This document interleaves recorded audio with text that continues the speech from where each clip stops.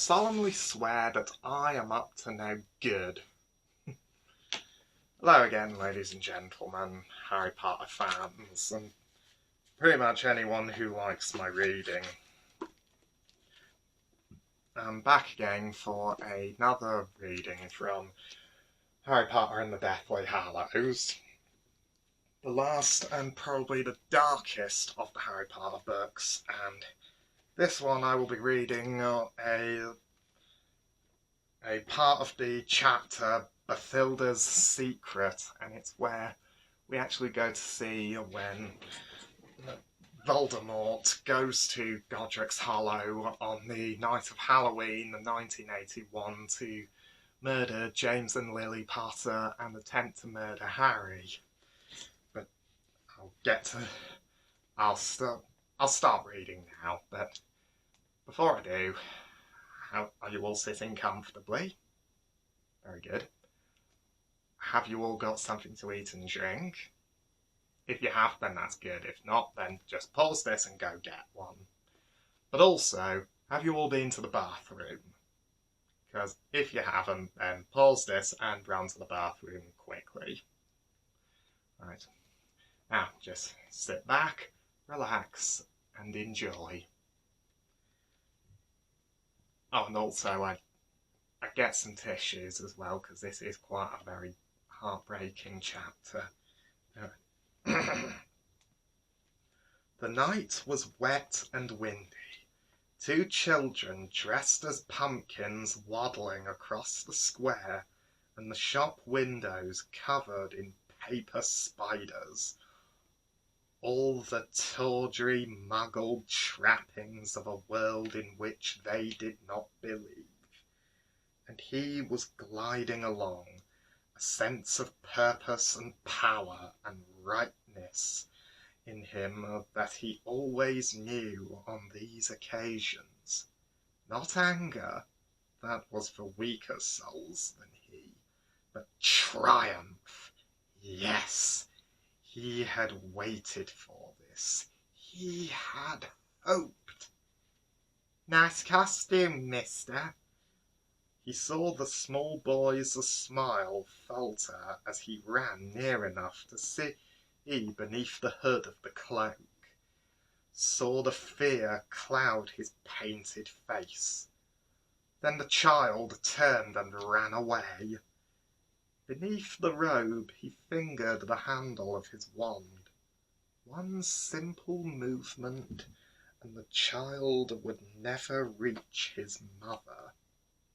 But unnecessary, quite unnecessary. And along a new and darker street he moved, and now his destination was in sight at last. The Fidelius Charm broken, though they did not know it yet, and he made less noise than the dead leaves slithering along the pavement as he drew level with the dark hedge and stared over it. They had not drawn the curtains. He saw them quite clearly in their little sitting room, the tall black-haired man in his glasses, making puffs of coloured smoke erupt from his wand for the amusement of the small black-haired boy in his blue pyjamas. The child was laughing and trying to catch the smoke, to grab it in his small fist. The door opened and the mother entered, saying words he could not hear, her long dark red hair falling over her face. Now the father scooped up the son and handed him to the mother. He threw his wand up and down upon the sofa and stretched, yawning. It was not a wise move of James Potter to put his wand away. The gate creaked a little as he pushed it open, but James Potter did not hear. His white hand pulled out the wand from beneath his cloak and pointed it at the door, which burst open. He was over the threshold as James came sprinting into the hall. It was easy, too easy. He had not even picked up his wand. "Lily, take Harry and go! It's him! Go! Run! I'll hold him off!" Hold him off without a wand in his hand? He laughed before casting the curse. "Avada-kedavra!"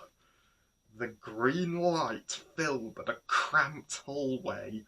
It lit the pram pushed against the wall. It made the banisters glare like lighting rods.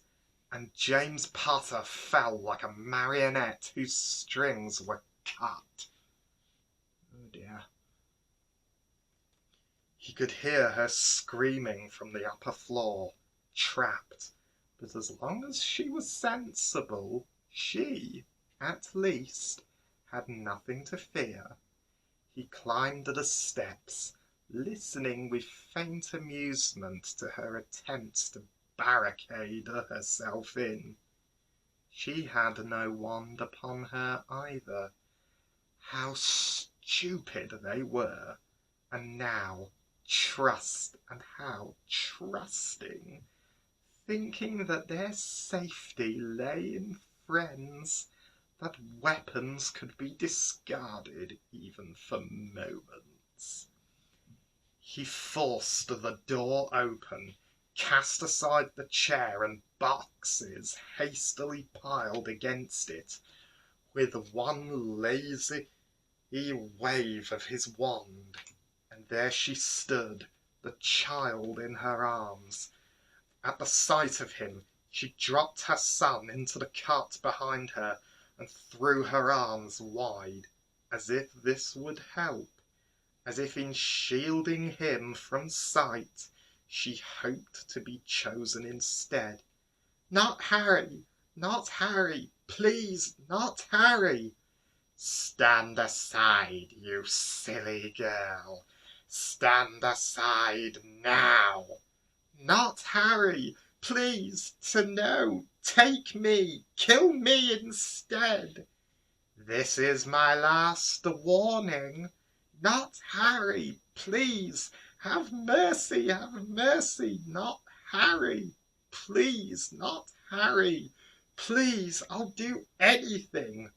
"Stand aside! Stand aside, girl!"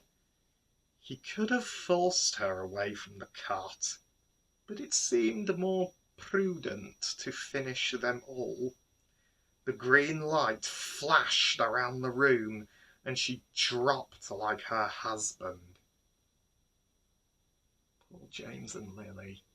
But that was a big mistake on Voldemort's part. The child had not cried all this time. He could stand, clutching the bars of his cot, and he looked up into the intruder's face with a kind of bright interest, perhaps thinking that it was his father who hid beneath the cloak, making the more pretty lights, and his mother would pop up any moment, laughing. He pointed the wand very carefully into the boy's face. He wanted to see it happen, the destruction of this one inexplicable danger. The child began to cry. It had seen that it was not James. He did not like it crying. He had never been able to stomach the small ones whining in the orphanage. "Avada Kedavra!" And then he broke. He was nothing but pain and terror, and he must hide himself, not here in the rubble of the ruined house where the child was trapped and screaming, but far away, far away. "No!" he moaned. The snake rustled on the filthy, cluttered floor, and he had killed the boy, and yet he was the boy. No! And now he stood at the broken window of Bathilda's house, immersed in memories of his greatest loss, and at his feet the great snake slithered over broken china and glass. He looked down and saw something incredible. Oh, that was the half of Bathilda's secret from where we learn how James and Lily were murdered by Voldemort. Of course, they placed the Fidelius Charm on the wrong person. Peter Pettigrew, aka Wormtail, betrayed them to Voldemort. Of course, he gave Voldemort the location, and that, of course, led to their deaths. And, of course, what many people didn't know, is that because Lily Potter died to protect her only son, she gave Harry powerful protective magic, which meant Voldemort could not touch him without being harmed. Because if there's one thing Voldemort has never understood, it is love. Love is the one thing Voldemort has never understood. Of course, Voldemort had mangled his soul so much through his creation of Horcruxes at that time that he didn't die. He became sort of like an empty spirit hiding in Albania. But anyway, I hope you all liked this, and if you'd like me to do another Harry Potter reading, just drop me a comment down below. And also, check out my other videos on this. But for now, mischief managed.